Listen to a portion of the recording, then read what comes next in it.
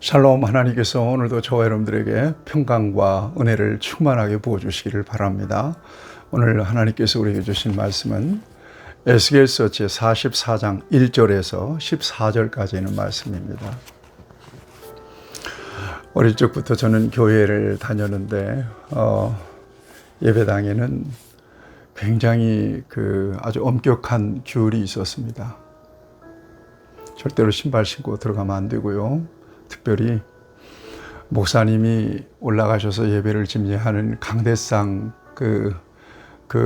에는 누구도 함부로 올라가면 안 된다고 생각했습니다.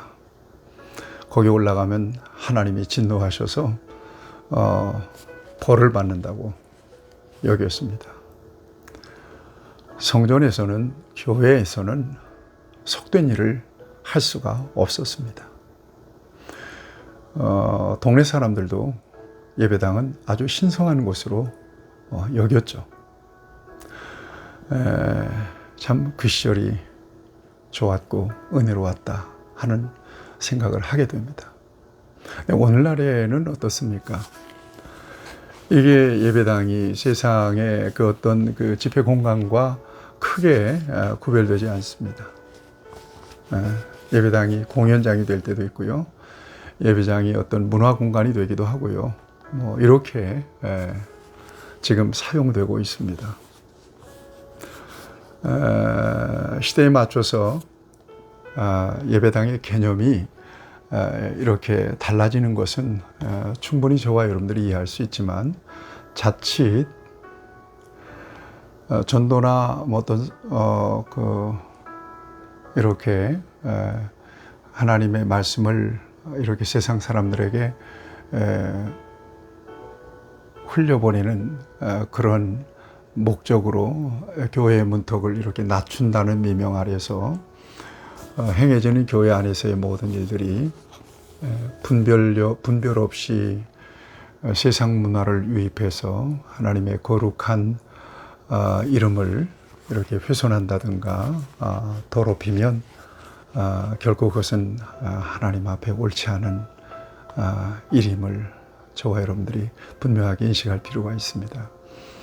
정말 조심해야 될 일입니다. 그리고 아주 엄격하게 구별할 수 있는 일은 엄격하게 구별해서 교회는 하나님의 백성들이 모여서 거룩하신 하나님을 예배하고 여느 어떤 공간과는 전혀 다른 어떤 영적 분위기를 느낄 수 있는 그런 공간으로 만들어 가는 것이 굉장히 중요하다. 특히 요즘 같이 시끄러운 세상에서 사람들은 좀 경건하고 차분한 어떤 분위기를 시구하는 경향들이 있습니다. 그래서 요즘 사람들이 사찰을 많이 간다 그래요. 고요하니까. 또 천주교 성당에 많이 간다고 그래요. 거기도 역시 마찬가지. 종교적 분위기가 이렇게 있어요. 그러니까 세상에서 경험할 수 없는 어떤 영적인 분위기가 거기에 있다고 느낀단 말이죠. 교회는 왜 이렇게 세상과 구분이 없어지는가? 이것이 정말 온당한 것인가? 이것이 정말 하나님이 원하시는 그런 교회의 모습인가? 우리가 좀 깊이 고민해보고 또 기도하고 교회가 교회로서의 본연의 어떤 그 자리를 지켜내는 것은 굉장히 중요하다는 생각을 개인적으로 가지고 있습니다. 자, 오늘 본문 말씀을 보면 하나님의 성전, 새 성전에 출입할 수 있는 조건에 대한 말씀을 주고 계십니다. 먼저 하나님이 들어오시는 동문, 그건 거룩한 곳이에요. 사람들이 출입이 안 돼요. 2절에 보면 그 다음에 거룩하게 구별된 왕만 그 문 현관에 앉아서 하나님 앞에서 음식을 먹을 수가 있다. 동문, 거룩하다. 그 다음에 하나님의 영광으로 가득한 성전도 누구나 들어갈 수가 없어요. 과거에는 이방인들을 데려와서 성전을 더럽혔어요. 7절에서 고발합니다. 심지어 레위인들은 하나님의 거룩한 물건을 맡은 책임을 망각하고 아무에게나 그 일을 맡겨버렸어요. 그래서 하나님이 성전을 떠나시잖아요. 성전을 떠나신 하나님께서 결국 그 나라까지 멸망시켜버리고 마는 겁니다. 여러분, 하나님 앞에 나아갈 때 언제나 우리 몸과 마음을 정결하고 반듯하게 이렇게 준비된 모습으로, 구별된 모습으로 나아가야 된다는 것을 저와 여러분들이 다시 한번 이 말씀을 통해서 깨닫게 됩니다. 계속해서 비슷비슷한 말씀들이 반복이 되는 것은 그만큼 중요하기 때문에 그렇다고 저는 생각합니다. 세상에서의 삶도 역시 마찬가지고요.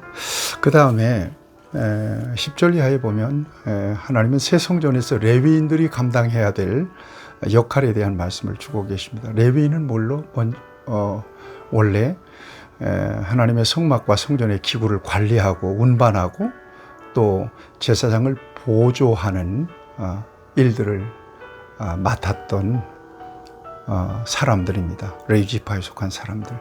그런데 이들이 과거에 이스라엘이 타락했을 때 하나님 대신에 우상을 섬겼단 말이에요. 레위인들이 백성이 우상을 숭배하도록 돕는 범죄를 저질렀어요. 여러분 10절 12절에서 이 같은 사실을 고발하고 있는 것입니다. 그 결과 새 성전에서는 그들이 원래 하던 일들을 더 할 수 없게 돼요.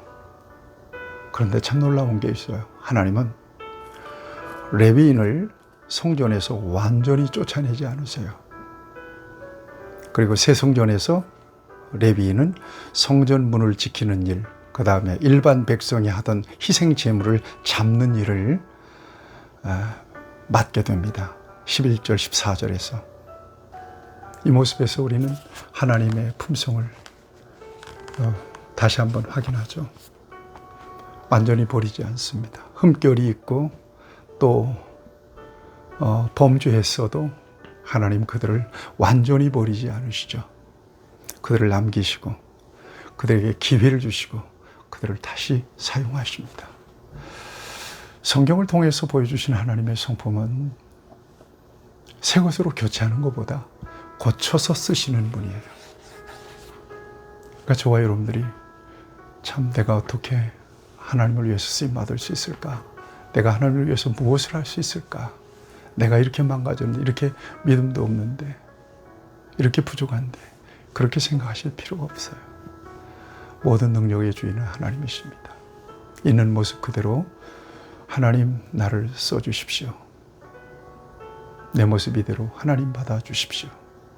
그리고 나올 때 우상을 섬겼던 레위인들을 남겨서 새 성전에서 저들에게 필요한 일을 맡겨주시고 감당하게 하시듯이 하나님은 저와 여러분들에게도 새로운 기회를 주십니다. 자비와 사랑이 풍성하신 하나님을 찬양합니다. 하나님의 성전에서 하나님을 예배한 저와 여러분들 다시 강조합니다.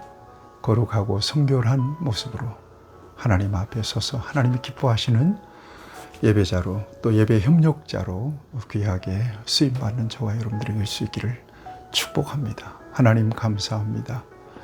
계속해서 주시는 성전에서의 그 아름다운 역할 또 예배의 모습들 우리에게 보여주십니다.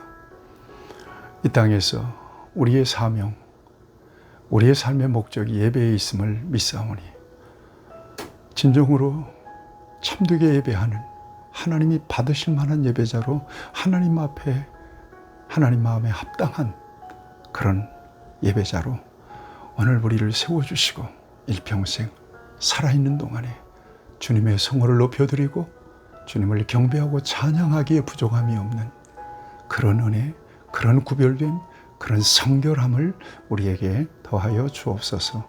예수님의 이름으로 기도하옵나이다. 아멘. 여러분 축복합니다.